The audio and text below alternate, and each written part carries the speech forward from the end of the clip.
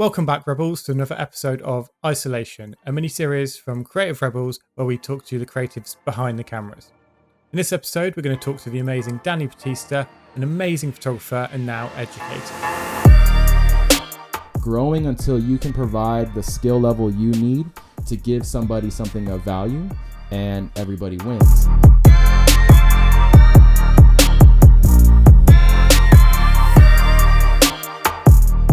Hello, Danny. Hey, how's it going? Good, man. Thanks for coming on the show. Absolutely. Thank you for having me. It's pretty cool to be able to communicate and talk with people, especially at these times. I know it's crazy times at the moment, isn't it? But I feel like it's a really great time to kind of experiment and learn new things really quickly. True. Yep. I'm excited about that. And I'm always doing that. I think that's the biggest thing is people don't realize we always have to do that to really kind of stay in the know and keep doing what we're doing as a full-time career or hobby. Yeah. So tell us about your career. Like, take us back to the start. Yeah. I mean, if we want to really go back to the start, we'll just start when I was a kid. I mean, honestly, my parents had always had, well, by the way, just let's start from scratch. I'm a photographer. I'm a professional photographer in San Antonio, Texas. That's where I'm based.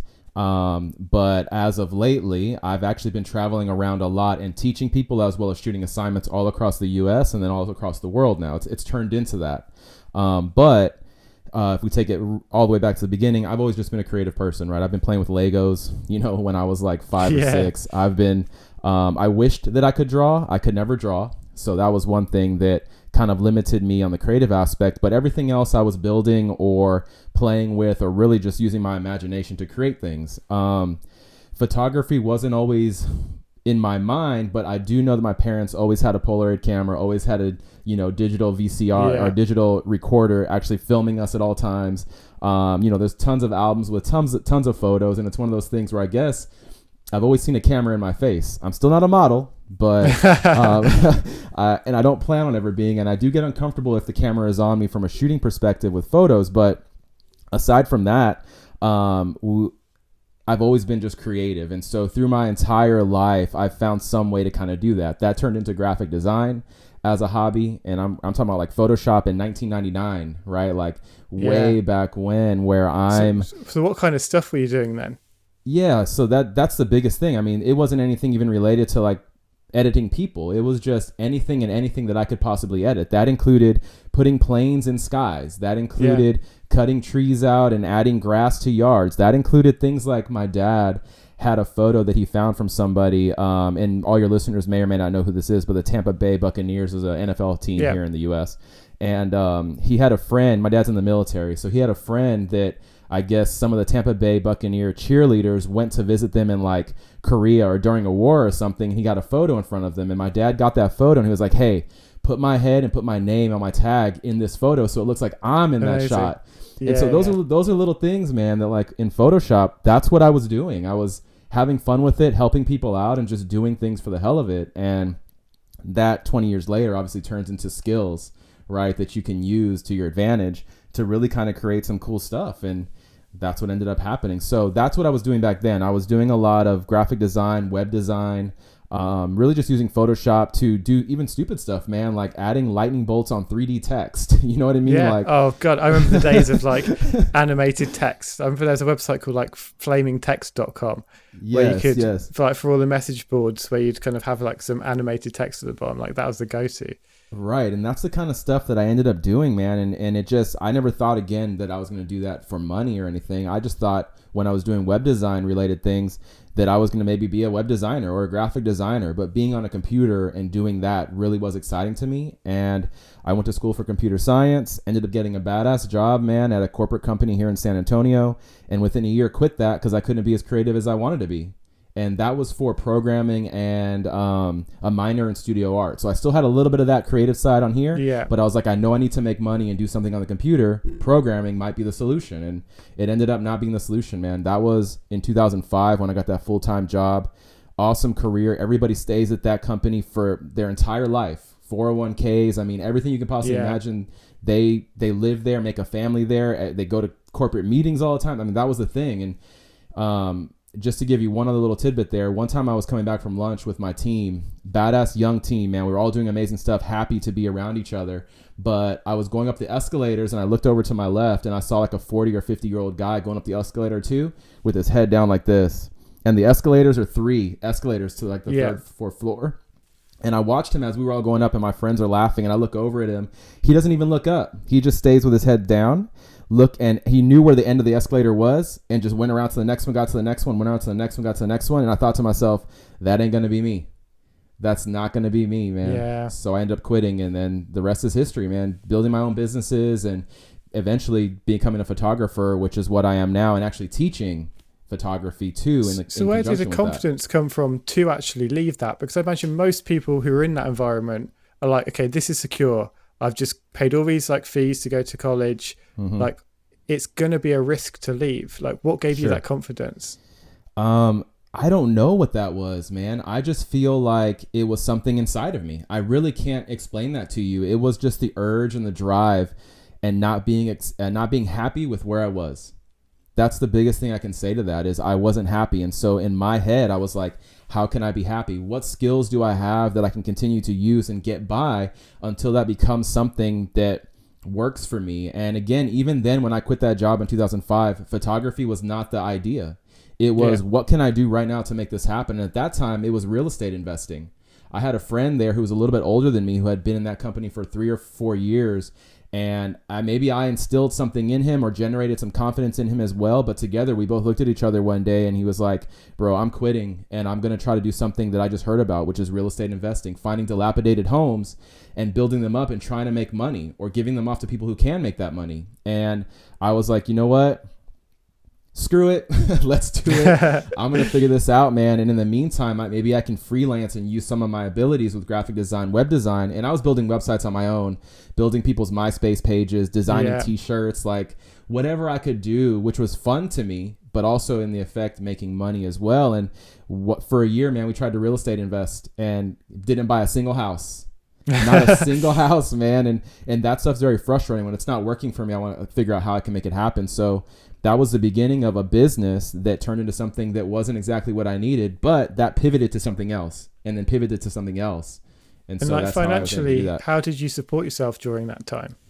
Freelancing, man, trying to figure out how to, well, number one, a lot of the 401k money that I built up in that year from that corporate job, I took all that out, liquidated it, and that was some of my ability there to kind of live, living cheaply, right? I rented a room out in that guy's house, which again was a cheap way to kind of live at the time. And then anything I could do to freelance. And over the course of that year and deciding that this wasn't working and figuring out the next step, part-time job, figuring out a way to get a part-time job related to what I was doing. So I found a lot of different careers related to web design, related to web development, related to graphic design, related to all the real estate investors that we were trying to be like. They needed websites. The places we were going to actually learn about this were the big conference rooms that these people are putting on. They needed websites. They needed marketing material. They needed business cards, right? So we're trying to push that while still get to the next level of what we thought we were going to do. And it just comes from pivoting, man. It comes from finding the niche you're in and going, how can I make this work for me? Oh, it's not working. Maybe if I go to the left a little bit. Oh, this is working for now. Let's keep going here. Pivoting is what I look at it like. There's a really good book by a guy called Alex Benign called The Third Door, which I referenced quite a few times on this show. And it's the premise behind that is there's so you think of a club, you've got your main entrance everyone's queuing up at, and then you've got the VIP entrance to the next to that everyone else is coming in in. They're like the people who are on the list. But then there's also the third door. There's also like a fire escape, a window. There's always some way in. Okay. And I think like that's the kind of message there. It's like you tried to go in the industry one way, but you couldn't get there. So it's like, how can I make these connections within the industry? Well, let's find other routes to get in. How can I help people within that scene? Because I've done the same with portrait photography as well. It's like, if there's an area I want to get into, I'm like, well, how can I help people who are in that industry to start building those connections like a different way? Gotcha. Yeah. And you know what? One thing I've always said, and I don't even know if I heard this somewhere or if this is just what I've said over people asking me that question in these live things that I do on Instagram or just in talking with people that are asking for mentorships or, whatever it might be. I found that I always had to politely kick a door down. Like I had to find a way to get in that was still with my mentality of being a polite, helpful, teamwork individual, but still was a way that was like, I got to force my way in a little bit because nobody's recognizing my ability, even though I have it. And it's that confidence again that you're recognizing or saying that you need for that kind of thing. But I mean, there's been several circumstances that I can kind of elaborate on if we need to for certain aspects that really show, hey, I kind of dug my way into this, showed my value. And by the way, I'm still the same person that I was back then, just nobody recognized it. Yeah. Until I was able to provide them with something and open their little eyelids and go, look, I'm trying to tell you, like, if this is what you need, or this is what I can do, how can I help you do it too? And then they go, Jesus, I didn't realize you had this skill or ability. Yeah. And I'm like, I was standing here the entire time trying to tell you. So it's that's what I've seen. How does someone open someone else's eyes? By providing them value. I find that I put them first. Mm-hmm. And that I don't even think about how much money I can make from this, or how's this going to improve my abilities or skills, or how can I take full advantage of this. In the back of my head, subliminally, I'm like, okay, I'm going to prove to you this. But for me, I'm usually asking the question, what do you need? How can I help you? What kind of things are you realizing or not knowing that you need that I can help you get if you just answer some questions for me? And in the end, it turns out that number one, I learn a lot because I'm learning every time I press that shutter on that camera. Or I'm learning every time I, build a new website. I'm learning every time I get into a business decision that was probably a bad idea that I don't have the right contract for. I mean, all these things are learning experiences, but I do find that it comes from preliminarily saying, how can I help you? And helping them without any kind of compromise, or just saying, what can I do here? And in the end, you learn so much. And then you have a portfolio and you have things that are happening all based on you helping that one person. And they were extremely happy. And guess who they tell? Everybody. Everyone. Yeah.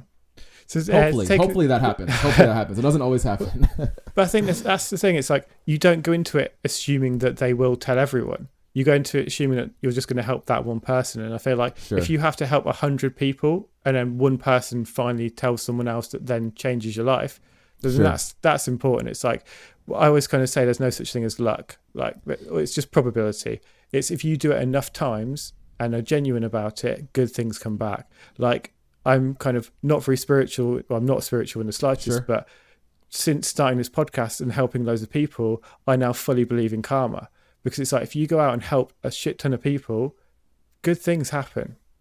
Yeah, and that's absolutely true. And, you did mention something else too that I think is important. It's a numbers game. It even comes down to when you're attempting to get clients. Like when I first started out, by the way, I've been a professional photographer now for 6 or 7 years. I kind of lose count of how much time it's been.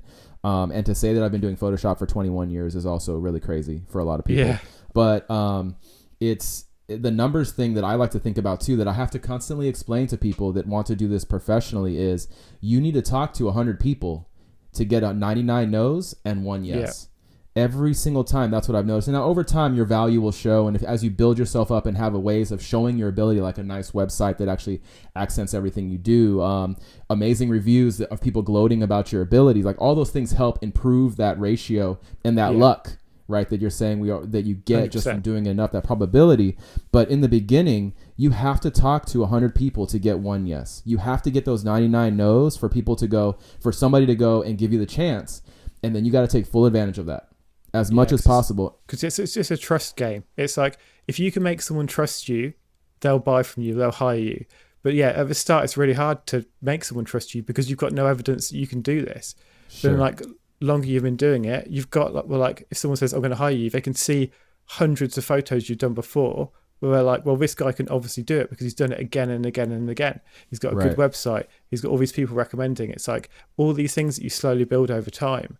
And I think patience is a really important thing with that. It's like, it's not going to come in a week. Like, you have to build that over a really long period of time. Right. And that's a really good point too, as far as patience goes. And I find that a lot of people, especially the younger generation, don't have that. Right. And it comes from a variety of things. I think people talk about it all the time, but I mean, I see things like, TikTok, Instagram, and all these kind of websites and new apps that really get people to get what they want immediately, I think that starts to subliminally go in somebody's head. And then they start thinking that, oh, I'm trying to build this business. I see other people that are really successful at it, and they don't realize the 10 years that it took and the different people that we met and the different pivoting points that I took and the downs and the ups and what it took to get there. They just see what's happening now, especially with these apps. We're not showing all the downsides of stuff. And then they get impatient. And they get frustrated and they give up, when literally if they just took the time and were patient and actually did the effort and did the work, they would find that they would actually find the same success, hopefully over time, through that luck, that probability of getting it done because you worked so hard for it and you meet the right people. And it just takes time. Yeah. I feel like I like to think of it as like doing a kind of college degree or a university degree over here in England. Exactly. It's like it's going to cost you a lot of money. It's going to take a long amount of time, but you have to do that to get the degree at the end of it.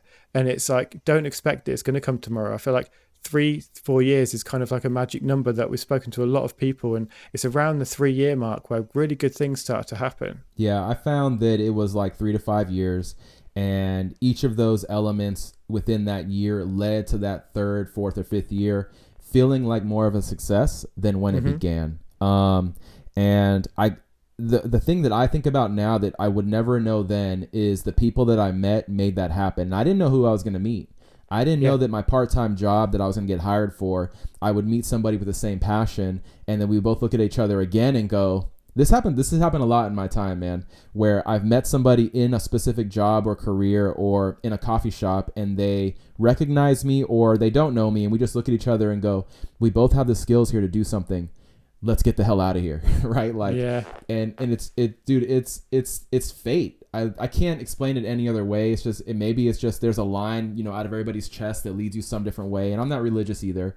But I do believe, man, that you put this energy out there, and whatever that energy is and whatever you're feeling and wanting, that stuff comes to you if you work hard enough and you want it. And people end up meeting each other, that whether it's love, whether it's business relationships, whether it's whatever it is, that if you recognize it and are ready for it, all of a sudden you have that luck, right? Being ready for that opportunity and then being able to take it, it looks like luck, but I tell you, it's not. It's just being prepared for that in the end. And it's amazing and it's exciting.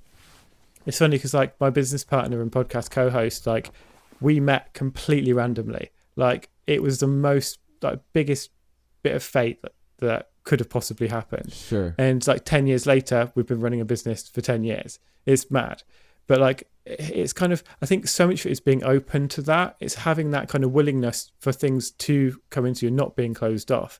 Because it was through meeting someone who introduced me to him that I was just like, oh, have you seen my portfolio? Like, I could help you with this, this, and this. And that didn't turn into anything, but that guy told someone else who was my future business partner. Sure. And it's just putting it out to the world as much as possible, and then good things come back. Yeah, the thing with the opportunity thing, I think, is so huge, and it's definitely something that I've experienced my entire life. Always been excited about what new opportunities arise, and after knowing that that's what happened in the past, I don't even have to think about the future. I'm not really a planner. I kind of have like short-term goals. Like, okay, this is my next step. This is what I need to do, and I just know the stuff is going to come from it, no matter what. In terms of goals, and do you have, when you say short term, like what's the longest, like furthest forward that you do plan? Or do you have like not even a plan, but a vision of where you would like to be in the future? Well, let me say this. So like I mentioned about my past, I didn't know I wanted to be a photographer. I just knew I wanted to be creative, and I knew I wanted to be on my computer, and I knew I wanted to be wherever I could be in the world and still make money. Right? Still help people create beautiful imagery or create beautiful things, whatever that was. It was websites in the past. Now it's imagery. That'll probably be video in the future as I keep dabbling into that.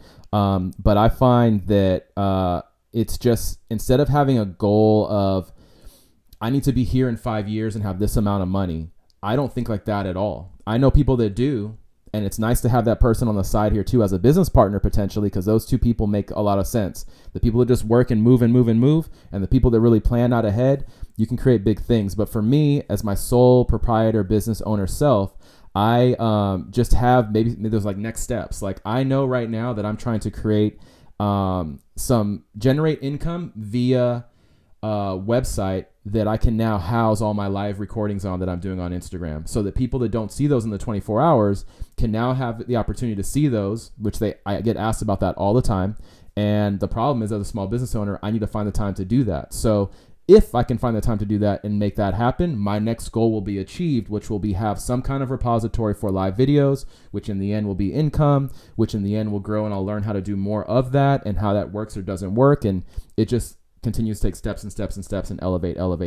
But I really don't look too far ahead, man. I don't have money goals. I would like to continue to make more money than what I'm making now. That's the goal, period. It's not a certain number, right? And what's the next step that I can get done that I'm seeing as the ability to keep pushing forward and tack on and stack on levels of things to my business. And that's an example of my next goal, outside of continuing to make my clients happy and get their edits done and, get past this coronavirus time. Yeah. So taking it back again to like the days you got your first camera, like what was it that kind of got you into photography? What made you think, oh, actually photography is something I might want to do? So it was one of the businesses that I had built with a friend, and it was a digital marketing agency. And to kind of relapse back on a point I made, after the real estate investing thing didn't really go to the level that I wanted it to be at, I started to look for a part-time job on Craigslist, and I found a listing for a web developer at a publishing company. And I knew that I didn't want to be there all day full time because I still wanted to pursue things that I wanted to do. So I went in there with the objective of, I can work part-time or these amount of hours. Let me know how I can help. These are my skills and abilities. And the person that was interviewing me loved everything that I was doing. And at the end of that day, after I showed him I could do what I could do, we were both in the parking lot. He was a young guy. He's probably like 4 years older than me. And we went out to the parking lot. We were both getting in our cars. And he's the guy that was like, hey, man, I've been looking for somebody like you. And I work here as well. He was a part-time employee as well, but he got told to interview me. And he was like, I do a lot of the business side of stuff. I'm a graphic designer. Your web development stuff is awesome. I think we can get the hell out of here, man. I think we can get out of here in the next few months and really do our own thing. And I was like, bet. That was really the first conversation. And so for 4 or 5 months, he had been there for a year already, but for 4 or 5 months, that's literally while we're sitting across from each other, we keep looking at each other going, yeah, man. You're doing good. I'm doing good. Let's keep doing this. And eventually he had a client that gave him a retainer that he needed to really be able to pay both of us. And that retainer required both of our skill sets. And he ended up quitting and going, all right, man, this is it. I'm going to have this for the next month. I'm going to make sure this is going to supply us. I'm going to get out of here. And I was like, dude, I'll quit in the next week. Perfect. Let's make this happen. And that turned into a digital marketing agency that we built in San Antonio, Texas, with small business, medium-sized businesses, hospitals, universities, people that it just turned into something, man. It just turned into something big. And over 6 years, we created that. But in those 6 years, I realized that I didn't want to build websites anymore. Yeah. We had employees. We had everything, man. We're going to big business meetings. Me and him are selling ourselves and, making ourselves look a little bigger than we are, but still like being that mom and pop shop that can help do everything you need to do. Yeah, for sure. And photography found its way into that because we needed badass photography to finish out these websites. And we didn't know a photographer. And I had a camera. So that's what started me getting that camera in my hand. That's what started me to get off-camera flash into my mind. And that's what led itself into me after 6 years going, hey, man, his name's Wes Bayerga. And he's a dope guy, man. He still runs that business. And I was like, hey, man, I can't do this anymore. I'm going to run off and do my own photography thing. I enjoy that more. We had a man-to-man, meeting of friends and business partners, and he took the business and ran with it, and I took my business and ran with it, and that was 6 or 7 years ago. But that was another pivoting point where I was like, we're just doing what we're doing, and I go, damn, we need better photography, and we both look at each other and go, I can do it, man. I'll try, and it turned into that, and I pivoted and I used that to my advantage. So that's why I'm at where I'm at now, specifically because of that point. So what was it that got you into portraiture? I think this is a funny story, man. So I remember looking on Tinder back in Tinder days for a female that would be interested in letting me shoot with her. And I was specifically looking for somebody that was comfortable with their body, that was interested in like bikini or implied nude and that kind of thing. Because what I wanted to do was show that I could do that to any other females or models that would be interested in shooting that kind of work. I'm very professional, really eager to really create amazing photos for females or males. But that seemed like the best opportunity, one, for me to have a really cool feed on Instagram with professional photos of female models. And number two, to just have a portfolio in general so that I could show that I had the skill level there. And three, to practice.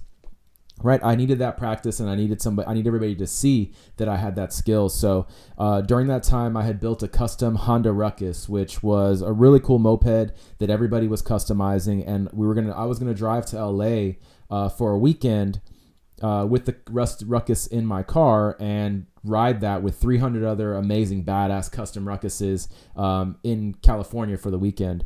And so I pitched that to her and asked her if she'd be interested in that my main goal here for this trip was to shoot photos and maybe we date afterwards. I don't know. That wasn't necessarily the ultimate goal, but maybe a good, cool side effect.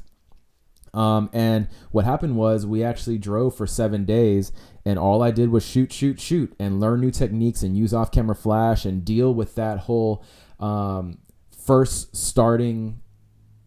process of not knowing what I was doing, but learning and directing and teaching and teaching myself and really directing with a model to get the best photos that I can.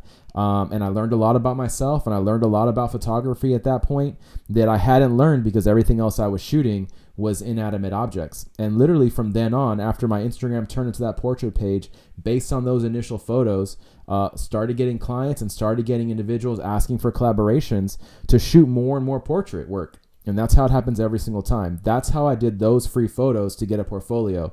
But in everything else I ever shot as well, when it comes to real estate, automotive, product, food, I literally found a way to shoot something for free for a restaurant, for a realtor, for a developer, for somebody releasing a new product on Amazon. I gave them free photos in exchange for them letting me shoot and use those photos in my portfolio. And then all of a sudden, I'm getting more clients based on that work. So that's how it's always worked for me. That's how it works for portraiture. I found a free way to make photos. Found somebody that was interested in letting me shoot them and trusted me. Yeah. And my portfolio started to build from that. So I think that as soon as you declare that you're something, that's when the world starts to see you as that. Because it's like, as soon as you were like, boom, get rid of all the car photos, only portraiture, I'm now the portrait photographer. And I think that's a really important thing to do, to actually give yourself a name of this is what I am. Because a lot of people, you go through their feeds and they're inspiring, like up and coming photographers, and there's just everything. There's cars, people, food, holidays, like all the things. But I feel like it's when you pick that thing to get known for, which is when things really start to pop off. You know, I wouldn't say that it just pops off. Maybe in the universe, once you decide that you're going to do something and you say you're going to do something, yes, it'll pop off in the universe. It'll actually become something that you're putting out there, and that energy does relate to maybe finishing something off. But you know what? I look at people that like draw for a living, or digital artists, and a lot of times they'll even put out stuff related to what I used to look like or what my drawings used to look like versus what they look like now. And I can always tell when you see that, because it's literally a clear resemblance of their skill level and how they've improved over the last 5 years from what they initially started drawing to what they're drawing now. And it's amazing. You can tell that they actually put in the time and effort. They put in the work. They were dedicated. They learned new things. They figured out what didn't work. They figured out what did work. And they started to create that. They even developed their style more. Their style probably changed. Their what they were interested in actually drawing probably changed, and that made them become who they are today. So yeah, I don't think that you necessarily just pop off from just saying it, but you definitely start to have that energy built around you, and you put it into the universe. And if you dedicate time, enough effort to actually creating that in whatever time capacity you can every day, you will improve. You will actually start to show that you have that skill level and that ability. And even though you're the same person you probably were prior, your skill changes, your ability changes, your value that you can provide somebody changes, and people can see that in your work. Again, if you're dedicating time, if you're dedicating the effort, and if you're really actually interested and loving what you're doing. Yeah. And by the way, I don't look at follower count as success, right? You could be a National Geographic photographer with 3,000 followers, and you could have lots of success. Instagram and social media and a follower account, to me, don't qualify as success. Success for me is having, building your craft to really be what you want it to be, changing your ability to be what you want it to be, to continue to grow and be successful in changing yourself to create new quality of work and value that other people want to either purchase from you, they want to hire you for, or they just want to create for themselves. And you, as an entrepreneur, in whatever you do, are able to provide, one, value and amazing work, but two, get paid for it at the same time. That is a proponent of success for me with what I do in my career. In terms of your photography style, like it's like as soon as one of your photos comes up on my feed, I know who it is straight away. And there's always a really nice narrative to it as well. So it's not just like here's a nice picture of someone somewhere. They all seem to tell a story. And I feel like it's not like every picture's the same from the same set scene. Everything's got kind of its own uniqueness. Everything's telling like its own different story. How did you develop that? That's a really good question. The narrative that you see me creating in these images comes from a variety of things. I mean, that comes from me, one, getting bored with shooting the same thing over and over again. Like, there's no way that I can sit here and shoot the same or different people in the similar style pose with different outfits and be happy with what I'm creating. I'm not just creating for Instagram, right? I'm creating for, or any of my social media outlets, I'm creating for myself to be happy. I'm creating for myself to be able to create new and interesting things that make my brain grow, that help me to find new ways of shooting things, to see light differently. That's why I shoot these things. And that's why I'm always attempting to create different angles, or, look at things differently, or work with people that don't just want to shoot a headshot portrait of themselves, right?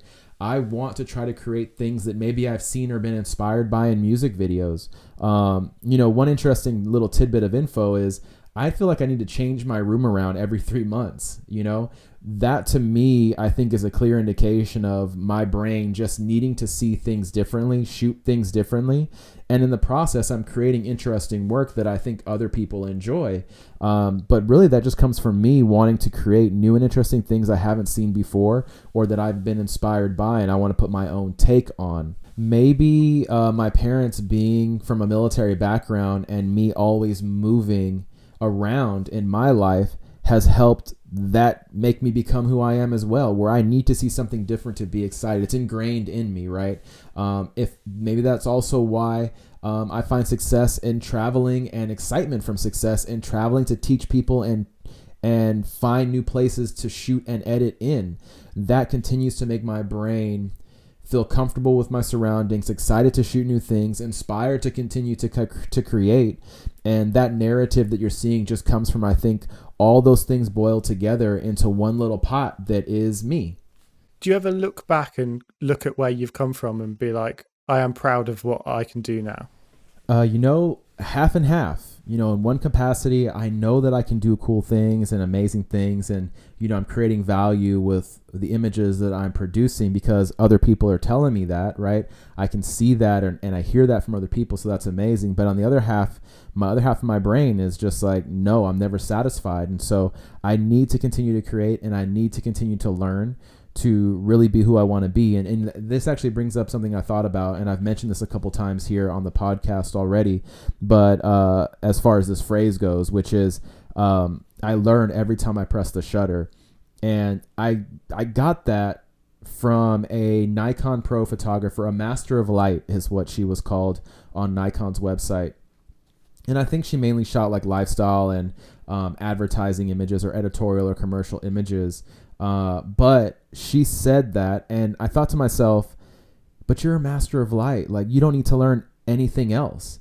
And that's actually incorrect. The cool thing about her and the amazing thing about her in her humble attitude, and I don't think it's just being humble, it's the actual truth, is that every time she pressed the shutter, she learned something new, or she realized something she could have done better. And for me, it's the exact same thing. And that, again, is what pushes me to continue to create and try new things. And find new angles and find new light.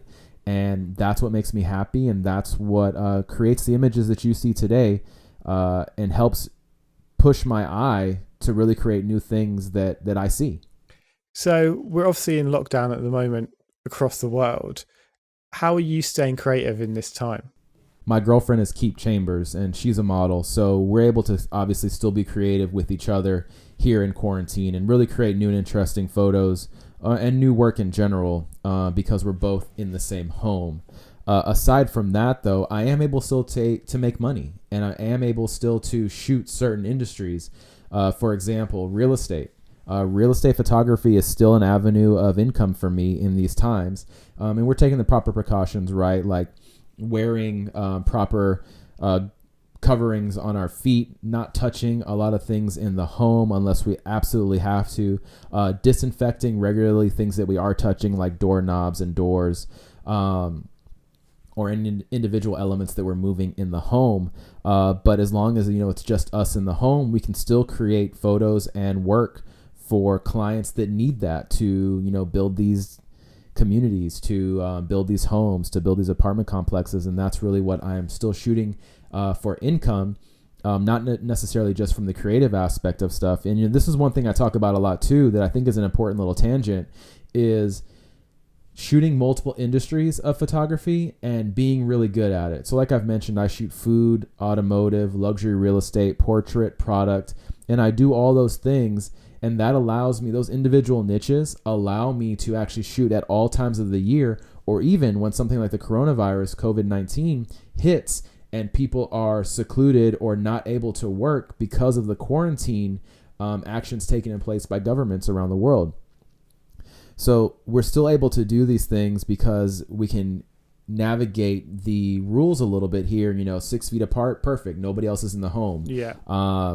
Disinfecting, staying safe, wearing masks, that kind of thing, which we still do, allows us to still shoot this stuff. So, we're wedding photographers or engagement photographers or portrait photographers or people that have to engage with individuals, even like in the food industry, which I'm not shooting right now because of the situation. I can still find ways to navigate it with the other industries that I spent so much time producing quality work and practicing and learning and getting paid for, as well as having enough clientele that still are active in that realm, allow me to continue to still do that work, still be creative, and make things as far as photos go in this time. Cool. And then is there anything you're going to change about your kind of process or work kind of post-COVID once everything's kind of like back to normal again?